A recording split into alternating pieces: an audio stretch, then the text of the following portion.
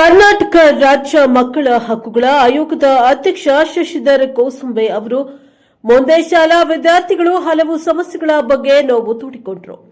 ಯಾದಗಿರಿಯ ಜಿಲ್ಲಾ ಪಂಚಾಯತ್ ಸಭಾಂಗಣದಲ್ಲಿ ರಾಜ್ಯ ಮಕ್ಕಳ ಹಕ್ಕುಗಳ ಆಯೋಗದ ಅಧ್ಯಕ್ಷ ಶಶಿಧರ್ ಕೋಸುಂಬೆ ಅವರು ವಿದ್ಯಾರ್ಥಿಗಳ ಜೊತೆ ಸಂವಾದವನ್ನು ನಡೆಸಿದ್ದಾರೆ. ಬಹುತೇಕ ವಿದ್ಯಾರ್ಥಿಗಳು ಶಿಕ್ಷಕರ ಕೊರತೆ, ಬಸ್ ಕೊರತೆ ಬಗ್ಗೆ ಅಧ್ಯಕ್ಷರ ಗಮನಕ್ಕೆ ತಂದರು. ವಿದ್ಯಾರ್ಥಿಗಳ ಸಂಖ್ಯೆ ಹೆಚ್ಚಿದ್ದು ಶಿಕ್ಷಕರು ಕಡಿಮೆ ಇದ್ದಾರೆ, ಹೀಗಾಗಿ ಸಮಸ್ಯೆ ಆಗ್ತಾ ಇದೆ, ನಮಗೆ ಕಾಯಂ ಶಿಕ್ಷಕರನ್ನ ಕೊಡಿ ಎಂದರು. ಅದೇ ರೀತಿಯ ಬಸ್ ಕೊರತೆಯಿಂದ ಬಸ್ಗಳು ಸರಿಯಾದ ಸಮಯಕ್ಕೆ ಬರದೆ ಸಮಸ್ಯೆ ಎದುರಿಸುವ ಬಗ್ಗೆ ಗಮನಕ್ಕೆ ತಂದರು. ಹೀಗೆ ಹಲವು ರೀತಿಯ ಸಮಸ್ಯೆಗಳನ್ನ ವಿದ್ಯಾರ್ಥಿಗಳು ತೋಡಿಕೊಂಡರು. ಆದಷ್ಟು ಬೇಗ ಸಮಸ್ಯೆಗಳ ಪರಿಹಾರಕ್ಕೆ ಅಧಿಕಾರಿಗಳಿಗೆ ಸೂಚಿಸಿದ್ದಾರೆ. ಶಾಲೆಯಲ್ಲಿ ಕಳಪೆ ಆಹಾರ ಧಾನ್ಯ ಪೂರೈಕೆಯಾಗಿದ್ದಕ್ಕೆ ಅಧಿಕಾರಿಗಳ ಮೇಲೆ ಕ್ರಮಕ್ಕೆ ಸೂಚಿಸಿದ್ದಾರೆ. Bureau report Shivakumar Kembhave Hiremath, Prajabhava TV, Yadgir.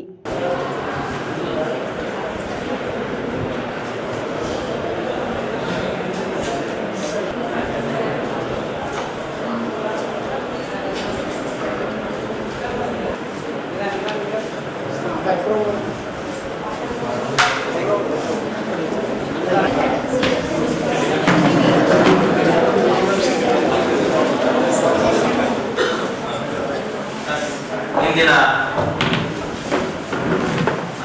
ಸಂವಾದ ಕಾರ್ಯಕ್ರಮ ಶ್ರೀ ಶಶಿಧರ್ ಕೋಸುಂಬೆ ಸರ್ ಅವರು ಮಕ್ಕಳೊಂದಿಗೆ ಸಂವಾದ ಒಂದು ಪ್ರಗತಿ ಪರಿಶೀಲನೆ ಸೇವೆ ಮಾಡ್ತಕ್ಕಂಥದ್ದು ಮತ್ತೆ ಶಿಕ್ಷಣ ಇಲಾಖೆಯ ಅಧಿಕಾರಿಗಳಿಗೆ ಕಾರ್ಯಾಗಾರ ನಿರ್ವಹಣೆ ಮಾಡಬಾರ್ದು. ಧೈರ್ಯದಿಂದ ಕೇಳಬೇಕು, ಏನೇ ಸಮಸ್ಯೆ ಇದ್ದು ಕೇಳಬೇಕು. ವಿನಾಕಾರಣ ಸಮಸ್ಯೆ ಇಲ್ಲದೆ ಸಮಸ್ಯೆ ಸೃಷ್ಟಿ ಮಾಡಬೇಕು, ಸಮಸ್ಯೆಯನ್ನು ಮುಚ್ಚಿಡ್ಬೇಕು ಅಷ್ಟೇ.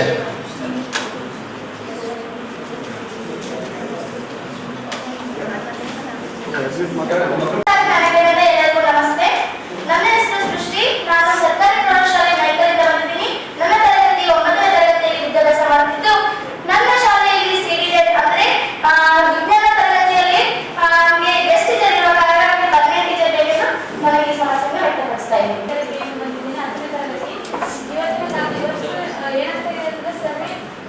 ಸರ್ಕಾರಿ ಶಾಲೆಯಲ್ಲಿ ಮಕ್ಕಳ ಸಂಖ್ಯೆ ಜಾಸ್ತಿ ಆಗ್ತದೆ, ಶಿಕ್ಷಕರ ಸಂಖ್ಯೆ ಕಡಿಮೆ ಆಗಿದೆ. ವಿದ್ಯಾರ್ಥಿಗಳಿಗೆ ತೊಂದರೆ ಆಗಿದೆ. ಏನ್ ಮಾಡ್ತೀರಿ ಈಗ?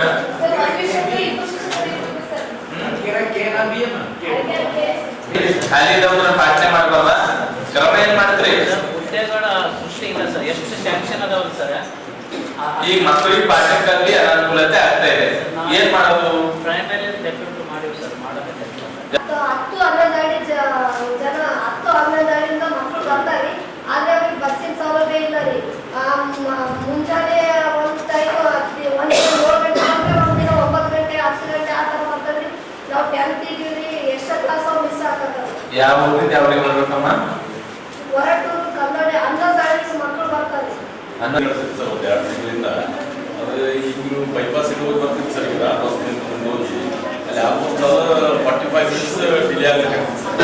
ಮೊನ್ನೆ 12ನೇ ತಾರೀಕಿಂದ ಓಪನ್ ಆಗಿದೆ ಸರ್. ಈಗ ಆಲ್ಮೋಸ್ಟ್ ಸೆಕ್ರೆಟ್ ಆಗಿದೆ ಸರ್. ನಾವು ಫೋನ್ ಬರ್ತಾ ಇದ್ದು ಸರ್, ಲೇಟ್ ಆದ್ರೆ ಮತ್ತೆ ಆಗ್ತಾ ಇರೋದ್ರ ಬಗ್ಗೆ ನೀವು ಅವ್ರ ಜೊತೆ ಸೇರಿ ಸರ್ವೆ ಮಾಡಿ ಮಕ್ಕಳಿಗೆ ಬಸ್ಸಿನ ಸೌಕರ್ಯ ಮಾಡ್ಕೊಡ್ಬೇಕು. ಓಕೆ ಅಮ್ಮ, ನಿಮ್ಗೆ ಏನಾದ್ರು ಅಂತ ಫೋನ್ ಮಾಡ್ಬೇಕಾ?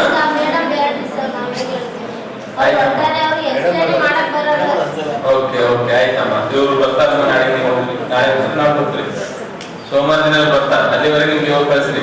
ಯಾವಾಗ ಕೇಳಿ ಮಕ್ಕಳಿಗೆ ಯಾರೇನು ಮೈನು ಮಾಡ್ಬೇಕು. ನೀವೇ ಜಿಮ್ಮೆದಾರಿ, ನಿಮ್ಮ ತಾಲೂಕಿನ ಜಿಮ್ಮೆದಾರಿ, ಆಯಾ ತಾಲೂಕಿನ ಜಿಮ್ಮೆಗಳೇ ಯಾರ ಶಿಕ್ಷಕರು ಮಕ್ಕಳಿಗೆ ಏನಾದ್ರು ಅನ್ನೋದು, ಆಡೋದು, ಹೊರಗಾಕೋದು, ಒಳ್ಳೇದು ಮಾಡೋದು.